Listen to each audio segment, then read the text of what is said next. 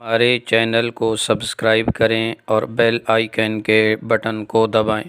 20ویں صدی کا واقعہ ہے کہ جب حضرت حذیفہ بن یمان رضی اللہ تعالی عنہ اپنی وفات کے تقریباً 1300 سال بعد عراق کے بادشاہ فیصل اول اور مفتی اعظم کے خواب میں آئے اور فرمایا، میری قبر میں پانی آ رہا ہے، اور حضرت جابر بن عبداللہ رضی اللہ تعالی عنہ کی قبر میں نمی آ رہی ہے، اس لیے ہمیں محفوظ مقام پر منتقل کر دیا جائے۔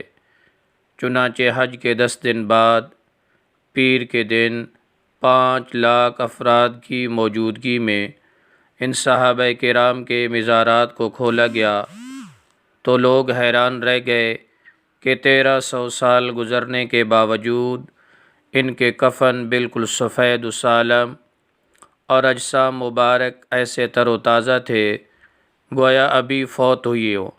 حالانکہ حضرت حذیفہ اور حضرت جابر کا وصال بالترتیب 36 اور 74 ہجری میں ہوا تھا۔ ان صحابہ کرام کو حضرت سلیمان فارسی رضی اللہ تعالی عنہ کے مزار اقدس کے قریب قبریں کھود کر دفنا دیا گیا۔ اس تمام کارروائی کو جرمن فلم ساز کمپنی نے 20 بائی 30 فٹ بڑی سکرین پر کیمرے کی مدد سے دکھایا تاکہ لاکھوں افراد یہ مناظر بآسانی دیکھ سکیں۔ یہ ایمان افروز واقعہ دیکھ کر ہزاروں غیر مسلم مسلمان ہو گئے۔